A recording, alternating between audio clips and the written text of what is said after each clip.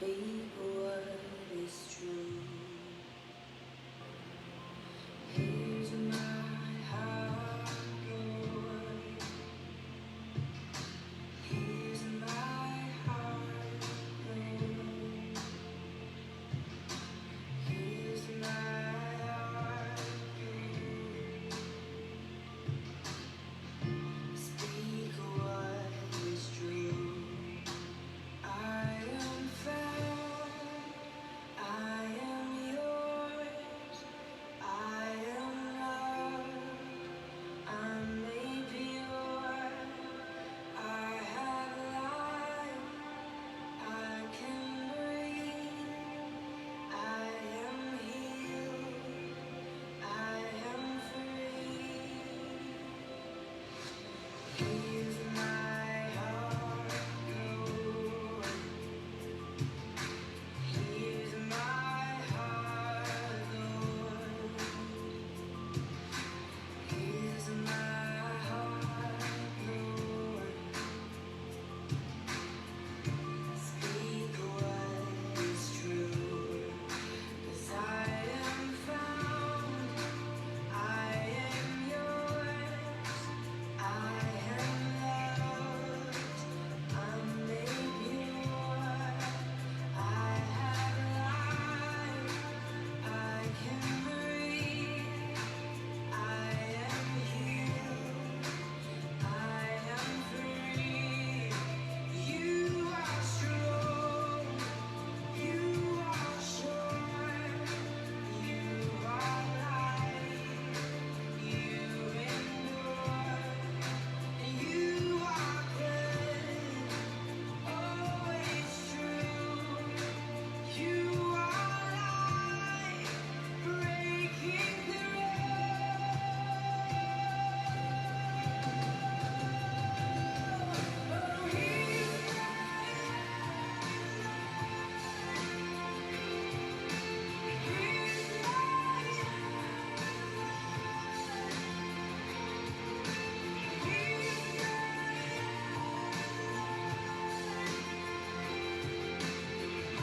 Speak what is true.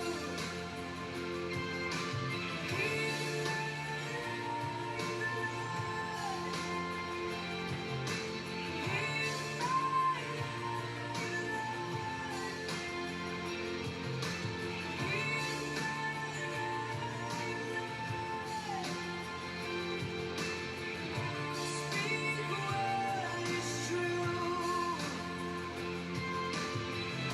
Speak what is true. Speak what is true. I am found, I am yours, I am loved, I'm made pure, I have life, I can breathe, I am healed, I am free. 'Cause you are strong, you are sure, you are light, you endure, you are good, always true. You are light, breaking through. You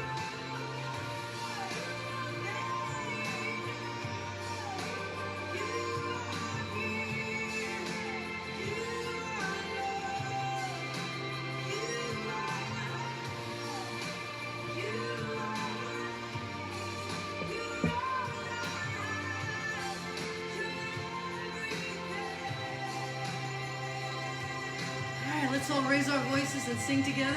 Get our evening started.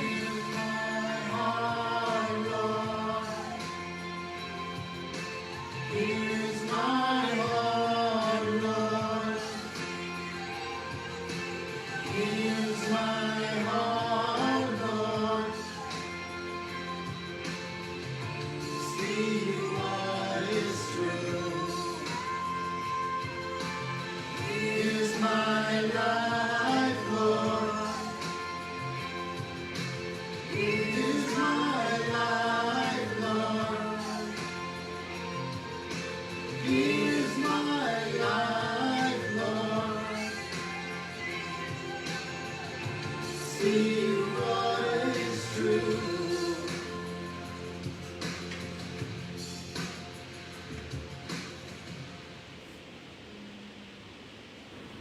Welcome everyone. Let's take a moment to be quiet and centered within ourselves. Bring your hand to your heart, your other hand against this hand so that you press against your chest to feel your heartbeat. Feel your heartbeat. Breathe deeply in.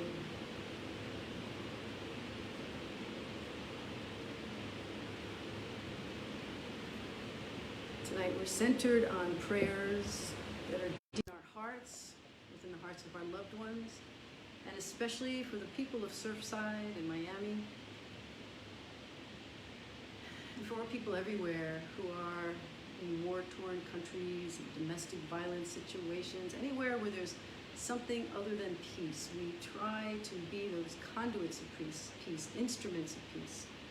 And we set an intention to send peaceful, loving prayers of compassion out into the world. And so when you feel your heartbeat against your hand, imagine that you're accumulating all that light, all that love, all that compassion, feeling yourself to be a conduit of all of it, and then extend it out into the world for your own personal prayers and for the prayers of all our brothers and sisters on this path.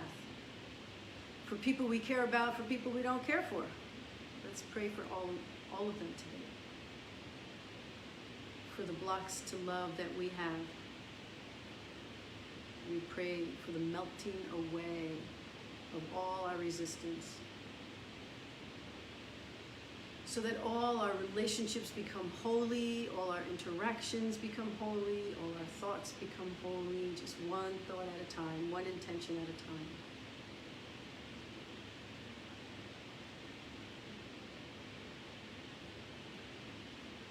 We imagine that the source of light enters into our crown chakra,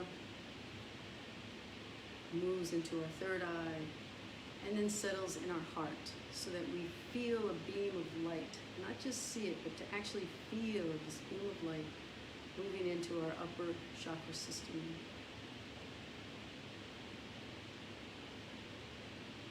And then sending those beams of light out into the world, out into all our intentions for prayerful, conscientious shift within ourselves, so that we begin to see all our brothers and sisters as sacred and beloved, as worthy, and we see ourselves as well.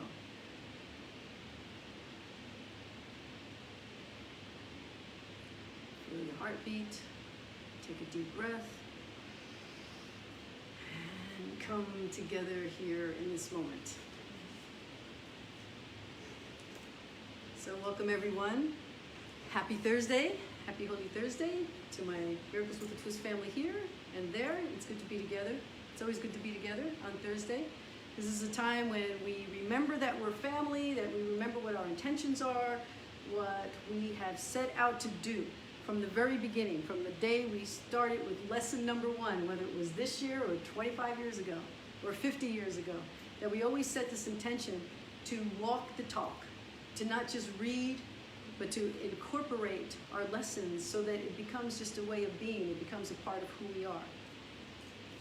And part of that is listening, you know, that be still and listen part, where we have to really understand that it's not all about our ideas, it's not all about what we want, but it's the direction that Spirit wants us to go.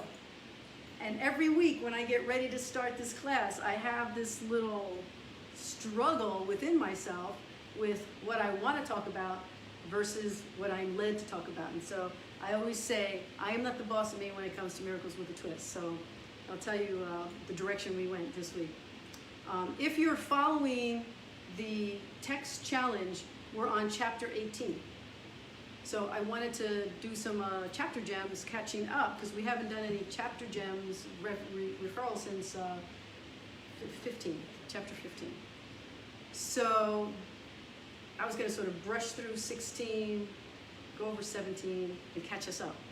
However, something happened this past weekend, which was that I was sharing information on this book, Marianne Williamson, Return to Love.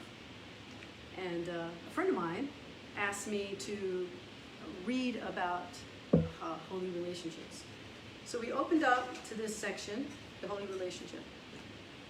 Marion Williamson, Return to Love. And this is what it says. A Course in Miracles describes the difference between an unholy and a holy alliance. Now, they interchange some words. Sometimes they say special relationship, sometimes they say holy relationship, sometimes they say unholy alliance. It's interchangeable. It's just semantics.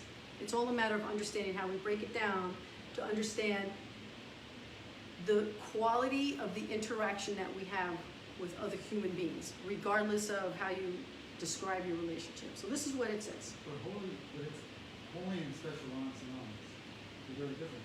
Right. The words that I'm interchanging are unholy and special. And then Okay. holy relationship and holy alliance. Yeah. So it says, for an unholy relationship based on differences, where each one thinks the other has what he has not. They come together, each to complete himself through the other. They stay until they think that there is nothing left to steal, and then move on. And so they wander through a world of strangers, unlike themselves, living with their bodies, perhaps even under a common roof, and yet in the same room, but yet a world apart. A holy relationship, or holy alliance, starts from a different premise. Each one has looked within and seen no lack. Accepting his completion, he would extend it by joining with another as whole as himself. So when I read that, I went to the back of the book to see what area of the chapter, what area of the text she was referring to, and guess what? It was chapter 16. So there was no denying the fact that I need to concentrate on chapter 16 tonight. So what she did here was she basically took about 6 or 7 pages from chapter 16 and summarized them. So I want to sort of unpack it a little bit, just talk a little bit about holy and unholy relationships, or holy alliances and special relationships. This is often an issue of concern. A lot of students get confused with this because they sometimes think that you're not supposed to have romantic relationships. They're supposed to have that special someone. But that's not what the Course is saying. Because the Course always tells us we can live the happy dream, we can have a happy life, we can have relationships, we can have love. What it's asking us to do is to be very clear about how we define our relationships with others as we interact with them, and whether or not we're using someone else and that relationship to feel more complete within ourselves. And so we start building expectations of who that person should be or how they should be. And if they don't meet our expectations, then we feel as though we have the right to condemn, guilt ourselves and the other person. So the Course wants us to continuously come back to looking through the eyes of the intention of a holy relationship, which means that I see you, I see the Christ in you, I see the perfection in you, whether or not you're having a bad day or not saying the things that I wish you would say or doing the things that I wish you would do, that I can still see who the truth of you is, or are, is who you are, the truth of who you are. So we're going to look at chapter 16 a little bit, in spite of my resistance. So, chapter 16, section 3, paragraph 4 says, this is a course in how to know yourself. Now listen to this line. This is, when I read this line, it's like, it says it all. It says, you have taught what you are, but you have not let what you are teach you. Hear it again. This is a course in how to know yourself. You have taught what you are, but you have not let what you are complete. In an unholy special relationship, we're saying, here's my damage, here's my problems, here's my expectations. I'm bringing them to you to fulfill them. And it might not even be in a romantic relationship. It could be at work. It could be at the grocery store. You know, we have these expectations, and if they're not met, when we run into other humans, brothers and sisters on the path, we can often get to where we are showing a part of ourselves that is really that part that is in need of having those expectations met. So instead of doing that, it's saying, remember who you are. You're showing who you are from the ego, and you're teaching who you are from the ego, but you're not showing who you are from the truth of who you are. The truth, let that teach you. Let the truth of who you really are teach you, and by teaching you and understanding it and absorbing it and believing it, then you can then extend that. So who are you really? Who's the truth of who you are? The truth of who you are is the capacity, a person who maintains the capacity for compassion and kindness and love and Christ vision. So as long as we're struggling in the ego, we're not working toward obtaining that shift in consciousness. So that line just says it all, because you have taught what you are. I'm teaching you who I am. I'm teaching you who I am every time I show you my upset. Every time I act out in any kind of way that's anything other than loving and kind and compassionate and caring. As opposed to letting who I really am teach me. That's what the Course is saying. Get to know who you really are. Get to know who all your brothers and sisters are. Your kindred spirits, your mighty companions. And then once we get a sense of that, then we have a natural inclination toward holy relationship. Because then we're less likely to be in the tango and in the upset. Getting into those expectations. Expectations will trip us up every time. Because it's just perception. It's just perception of how we think things should be, or how we want things to be. So it's telling us your task is not to seek for love, but merely to seek and find all the barriers within yourself that you have built against it. Now, I guarantee you, if you take that line and Google it, it's going to tell you that Rumi said it. There's going to be a little Rumi. It's going to, every time I've seen that line, it says Rumi. But it's in A Course in Miracles. Now, Rumi was around 13th century. This is only 1965. So is it a coincidence that Helen channeled these exact words? I don't know. But if you Google it, you'll see it'll say it's Rumi. I'll repeat it. Your task is not to seek for love, but merely to seek and find all of the barriers within yourself that you have built against it.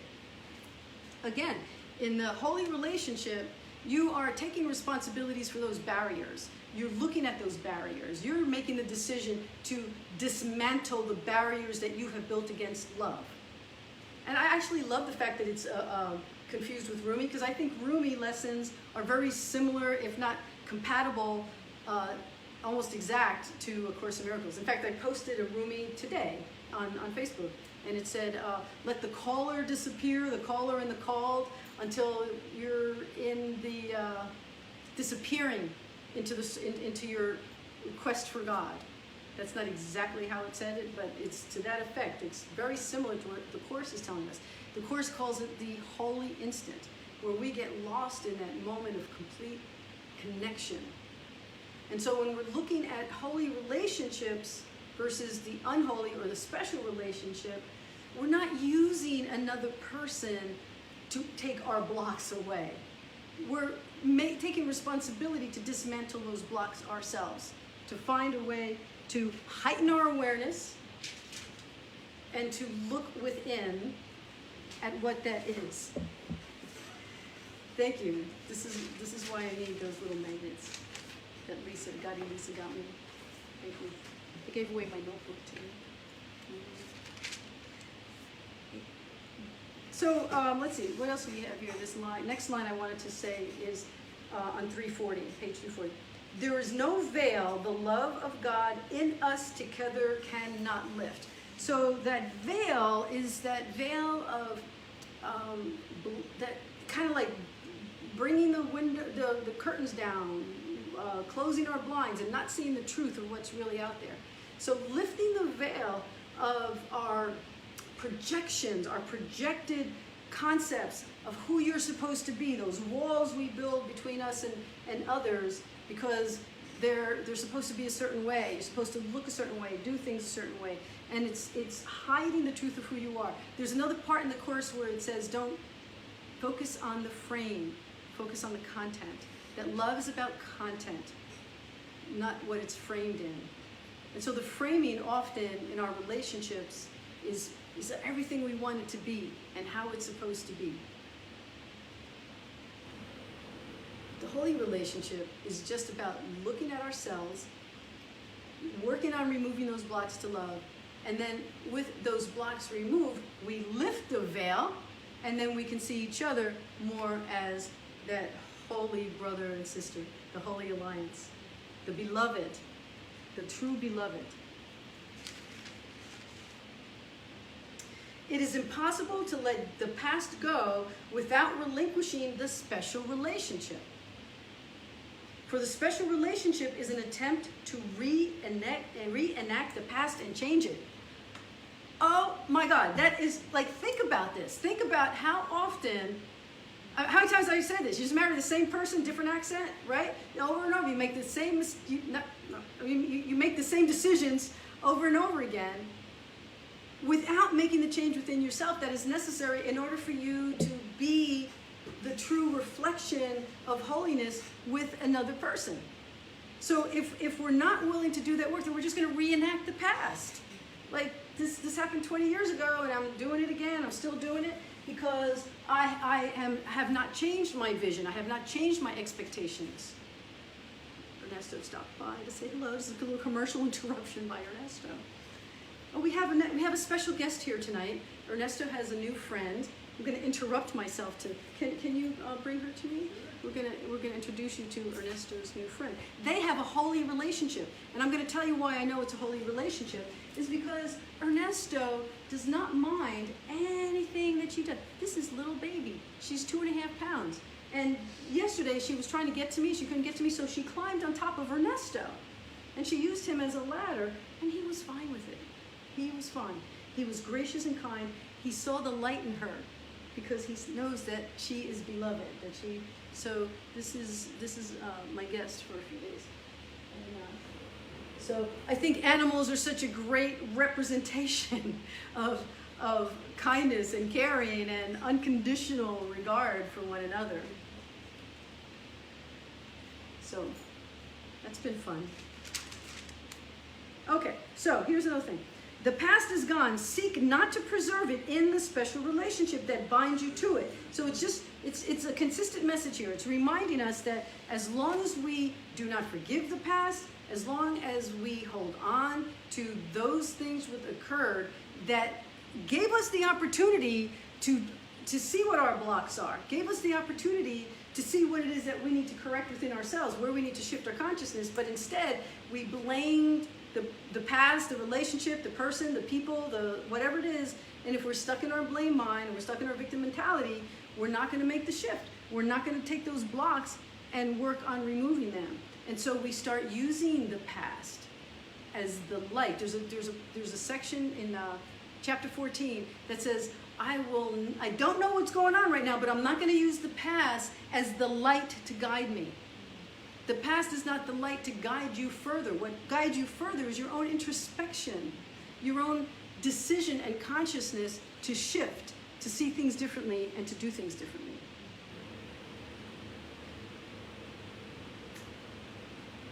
Part of what we have to do is make a decision. We have to make a decision about what we're going to do with our own perceptions about how things should be. And how we want to share that with other people, right? So if we're going to be with someone in any type of interaction, and we have it in our heads that we think it should be a certain way, but we're allowing for whatever variation there may be because the other person is who they are and they're not there to just meet our expectations, we're going to have a softer heart around it. We're going to be more open and willing to let those differences come and go throughout our experience with another person, because we don't hold on to what we think it should be and how it should be. Years ago, I was studying Kabbalah, and there was this formula.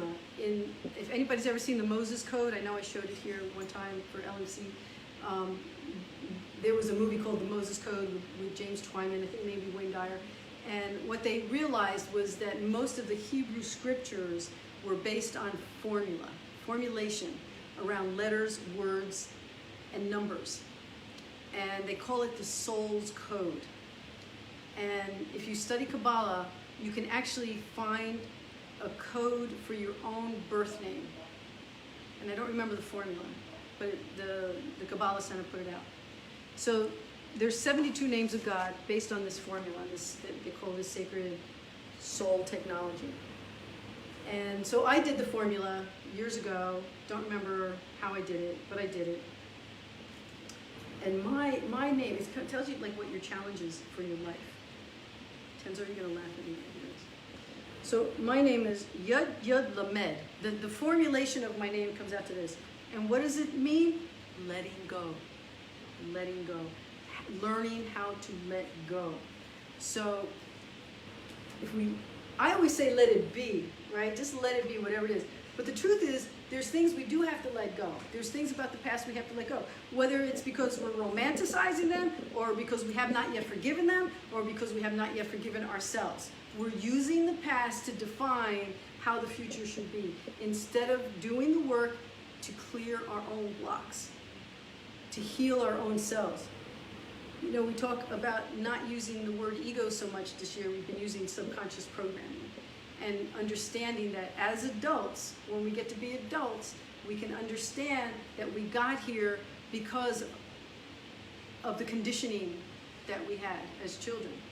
And at some point, we make the decision to heal ourselves emotionally and then to walk a spiritual path. And on the spiritual path, we move more toward understanding who we can be and what our capacity is. I remember once listening to Bishop T.D. Jakes. Do you know him? He's a television evangelist.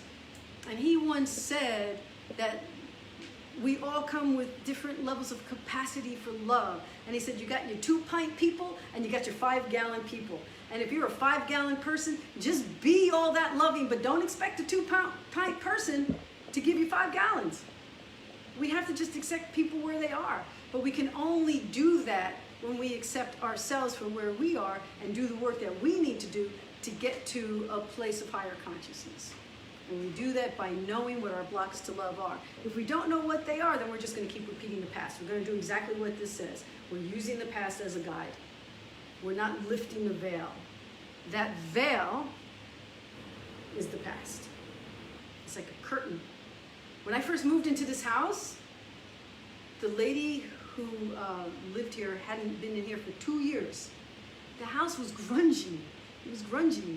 You know, like everything. I spent a month not living in the house after I purchased it, just cleaning it up. Every day it was cleaning. In fact, Libby was one of my cleaners.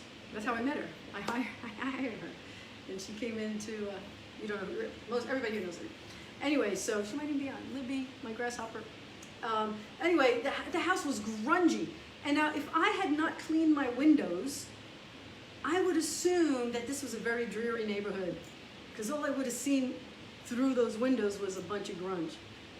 But once I cleaned the windows, once Libby cleaned the windows, I didn't clean the windows, it became clear to me that I have a beautiful view, that it's a beautiful day, that I can see sunshine, because I lifted the veil.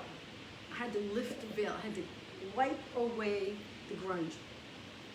And so much of our programming has created a veil over our eyes, over our ability to see clearly, to see with Christ's vision. So that's what we're working on. That's our task. That's our goal in doing A Course in Miracles.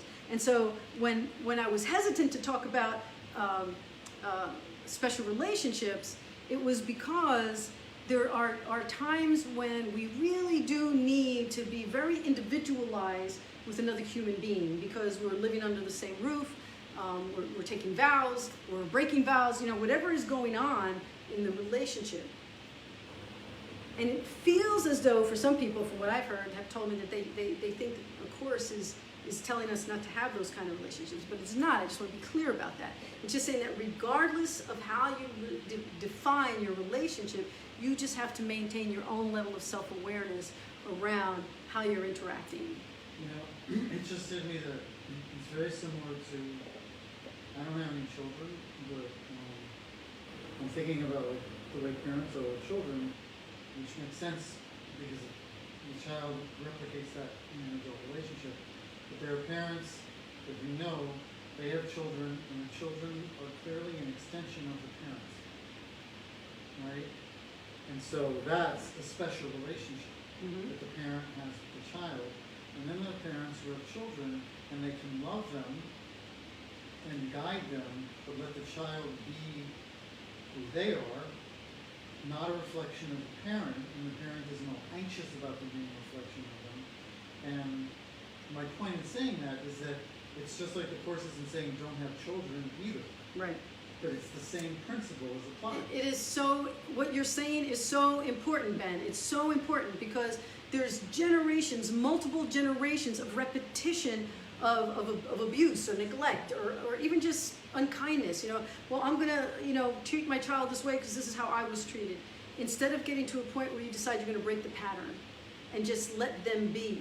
Let them be who they are. Let them unfold, and you're a guide. Which is, I think, what a holy relationship between compatriots would be. Yes. Right?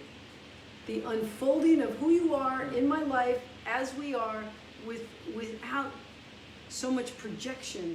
I had someone once tell me that they were in a relationship with someone, and they were having this big argument, and one of the persons said, you're supposed to make me a better person. I was like, really? And what did you say? It's like, we're all on our own that way, We can do it together, we could grow together, but in terms of being a better person, that's our responsibility. That is our responsibility. And I think it takes great parenting skills to step out of that desire to really force a child to be a certain way, and just let them be who they are. And I think a lot of damage for those of us who are adults and doing trauma recovery work is because we were told to fit into a mold that was not necessarily comfortable for us. So, good point. So we're going to continuously be aware, heightening our awareness of how we interact with people, what our expectations are, and who we are within ourselves. What are our thoughts going? What are we thinking about when we interact with someone? Can we just let it be the end of the story? There was a teacher of Course in Miracles, his name was Jason Glass, and he used to say, can you just state a fact and the end, right?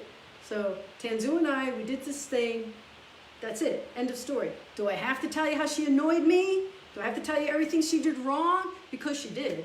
She annoyed me something awful, right? So it's like, do I have to tell you all about that? Or can I just tell you this is what we did? The end, let it be.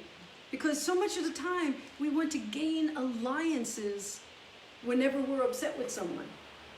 And so instead of looking within ourselves and making the correction with ourselves and seeing that person as a blessing because they're giving us this opportunity to see ourselves and what it is we need to correct in terms of our judgments, instead, we start telling people, did you hear what she said? Did I tell you what she did? And now we want people to not care about someone. Why would we do that?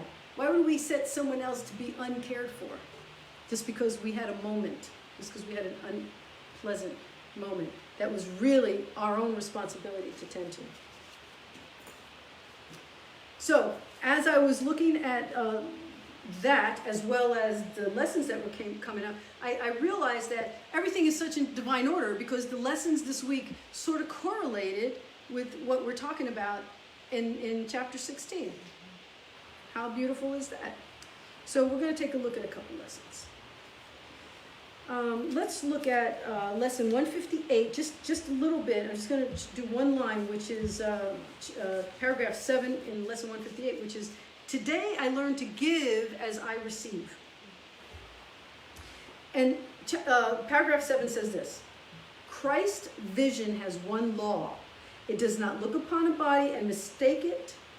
It beholds a light beyond the body, an idea beyond what can be touched, a purity undimmed by error, or mistakes, or fearful thoughts. It sees no separation. It looks on everyone, every circumstance, and all happenings, all events, even without the slightest fading of the light. That right there is the definition of a holy relationship. It is saying that we can get to a point where we can see things through the eyes of Christ's vision. Now, when you think about making a change in the way you see things, sometimes you think, oh, it's just too hard. You know, it's just like, it's so much work. But the truth of the matter is, when you're pushed, when push comes to shove, think about what you do.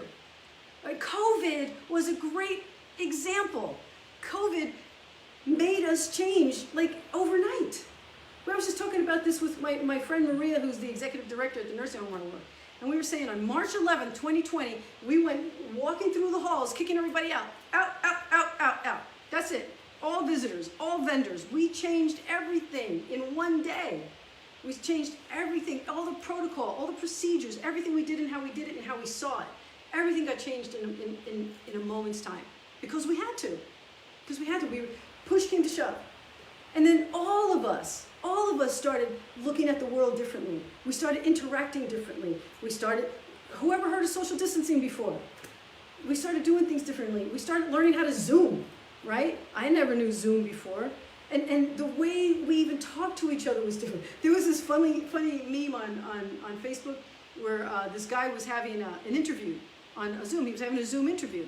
And so the lady who was interviewing him, you know, she was asking him questions. And the thing about some Zoom, depends on your computer, is you can create your own background, right?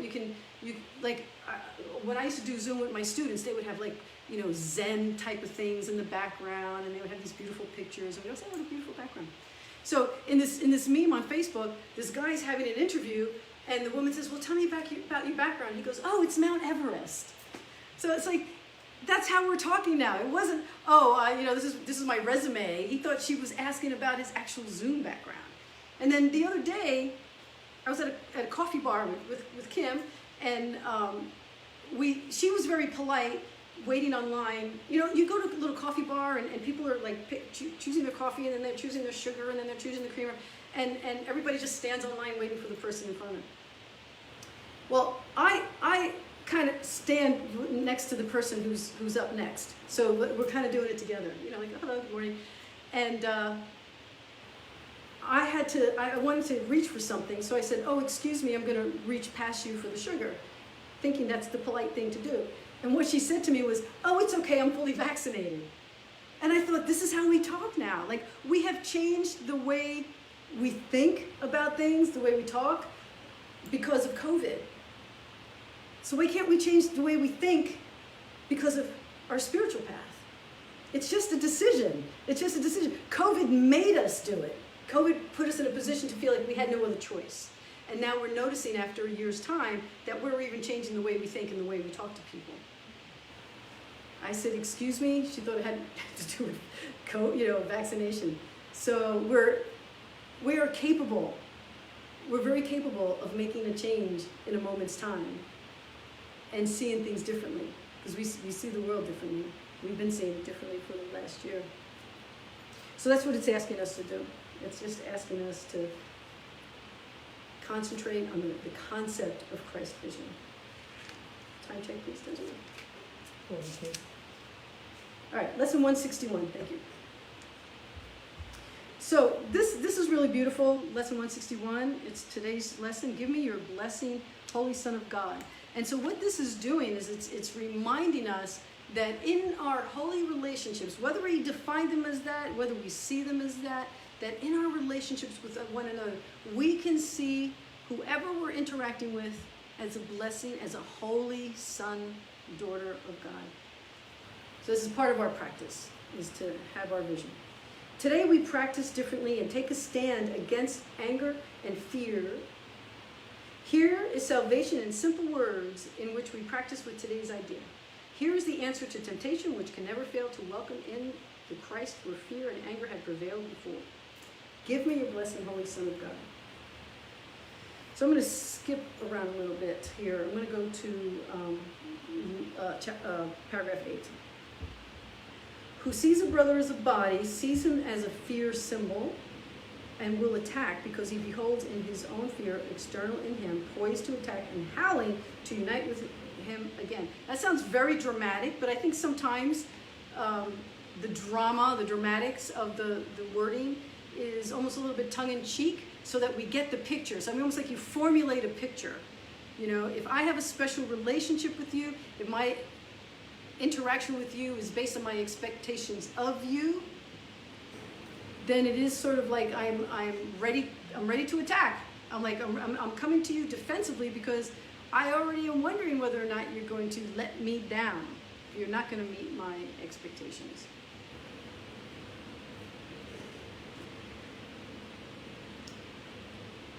Let's go to paragraph 10. Today we practice in a form we have attempted earlier. Your readiness is closer now, and you will come closer, even more so, to Christ's vision. This is what we want: Christ's vision, love vision, Shiva vision, the vision that allows us to see beyond the veil, beyond that veil that we've created.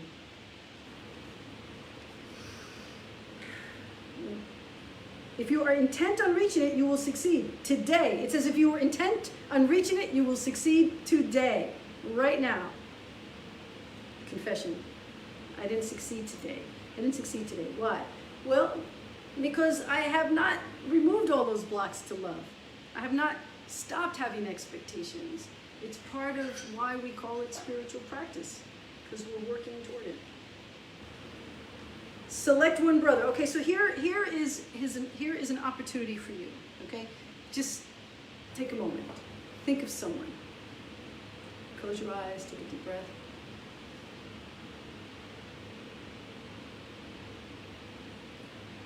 Select one brother or symbol or sister as a symbol of the rest. One person to represent everyone that you have a grudge, an upset. Maybe you just have one, maybe you have a whole bunch. But just select one to represent. And ask salvation of him. What does that mean? Ask him to allow you to be a blessing. See him first as clearly as you can, in the same form to which you are accustomed. See his face, his hands, his feet, his clothing. See his smile, familiar gestures in which he makes frequently. And then think of this. What you are now seeing conceals from you the sight of one who can forgive you and bless you. So if you're just focused on what you see externally and you attach to what you see externally those things that have upset you or caused you to feel like you can't forgive that person, that cause you to think that they haven't met your expectations, then you are overlooking the same one who can be the greatest blessing to you. Your guru, your adversary is your guru, because every time you set the intention to forgive, you receive the opportunity to see differently. You can see yourself differently, you can receive a blessing, you can release a little bit of that past that is causing you to repeat the patterns of the past. Give me your blessing, Holy Son of God. This is what you're going to say to this image. You have this image in your mind that you've created. This is your brother, your sacred sister, whose sacred hands can take away the nails which pierce your own and lift the crown of thorns which you have placed around your own head. And ask him of this. Give me your blessing, Holy Son of God. I would behold you with eyes of Christ and see my perfect sinlessness in you. Anger, upset, the lack of forgiveness, any of that. So the Buddhists say it's the poison you drink in the hopes of killing someone else. It's the hurt you extend upon yourself in the hopes of hurting someone else. Because you know what? If you've been carrying a burden against someone else, that doesn't mean that they're carrying a burden. They could be living happy free. It's up to you to decide how you're going to find peace within yourself. And so if you're carrying this burden today, you can think of this, that this is a holy son or daughter of God that you can ask for their blessing. And in getting that sense within yourself that you are willing to surrender your upset, your judgment, your pain, your lack of forgiveness, that you can then receive it. You can receive all of that back, that forgiveness, that light, that love, and that peace. It seems contrary sometimes because of the fact that we are so ego-driven. We're so compelled by our ego mind, our fear mind, our judging mind. This is an opportunity today to see it differently. Give me your blessing, Holy Son of God. I would behold you with the eyes of Christ and see my perfect sinlessness in you. And he will answer whom you call upon. Who is he? The Holy Spirit, the higher holy self of your own being. For he will hear the voice of God in you and answer in your own voice. Behold him now, whom you see merely as flesh and bone, and recognize that Christ has come to you. Today's idea is your safe escape from anger and fear. Be sure you use it instantly should you be tempted to attack another and perceive in him that symbol of your fear. And you will see him suddenly transformed from enemy to savior, from devil to Christ. Once again, the opportunity is there, and it's just a matter of how quickly can we bridge the gap between what we are starting to perceive and what we are starting to react to. And to find in that moment the opportunity to say, give me your blessing, holy child of God. The opportunity to do that.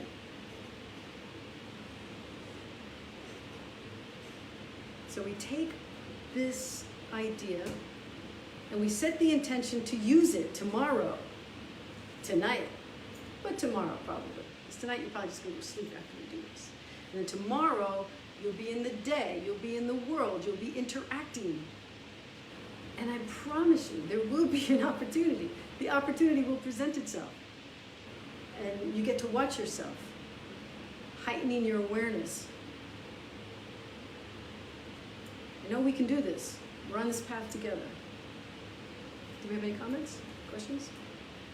All right. So, we have an end song today that I think you're going to like very much. It's something that's new to me. I just heard it for the first time a few days ago. It's by India Ari, and it's called One. And you have to really listen carefully because I don't have a lyrics video, but it's really beautiful. It's the embodiment of true spiritual vision. What we're talking about today: holy relationships, unity, oneness, Christ's vision. The willingness and the ability to see each other as brothers and sisters on this path, to see any difficulty as a blessing and an opportunity, to take every step that we take toward being on this new way of thinking, and then noticing that we take a few steps back and forgiving ourselves and loving ourselves in spite of it. There's a great line in one of Ken Wapnick's talks where he says that doing this work is not about being perfect, it's about forgiving yourself for being imperfect. Because sometimes we're very hard on ourselves. You know, when we do these lessons, it seems like, oh, I'm just not doing it right, or I keep failing, I keep making the same mistakes over and over again. But every day's a new day. It's always an opportunity to start again. And so with our goal to see each other, remember last week we talked about the fact that we're not saying that every brother and sister that we're trying to have a holy relationship is a perfect person. We're saying that we understand that they're not, and that we're willing to see that the errors in them is just the errors of their ego. It's not their true self. So with Christ's vision, we're looking beyond the stuff of the ego. We're looking beyond what it is, because ultimately we're trying to raise our consciousness so that we meet each other in this place beyond the body. You know, one of the greatest energy lessons I ever saw actually demonstrated was when one of my students was teaching about, we were doing an energy workshop, and one of my students was laying down, and the person who was doing the energy workshop had like a pendulum. It was going over the chakra system of two different people, and some of them were like wide open energy, and the others were like real tight. And it just showed like how everybody's different, like within our own selves, within whatever it is we're going through, right?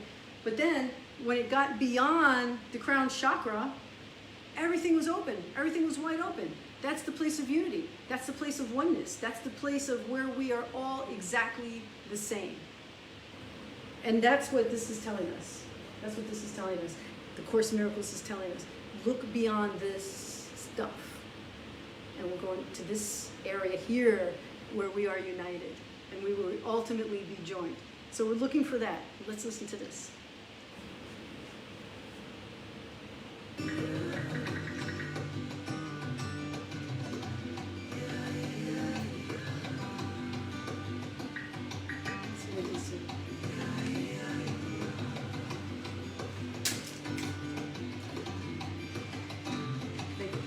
Millions live their lives.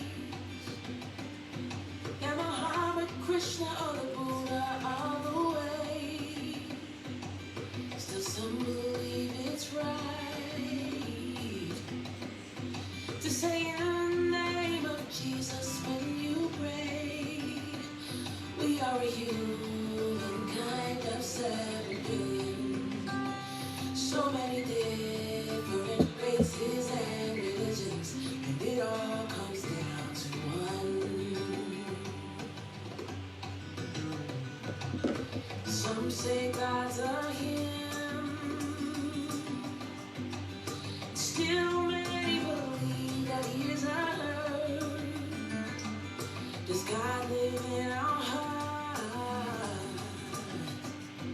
or is she somewhere out there in the universe? We are humankind of 7 billion. So many different races and religions, and it all comes down to one. How far will we have to go before we learn the lesson? Gandhi was a Hindu, Martin Luther King a Christian. Regardless of religion, they knew love was the mission. And it all comes down to one.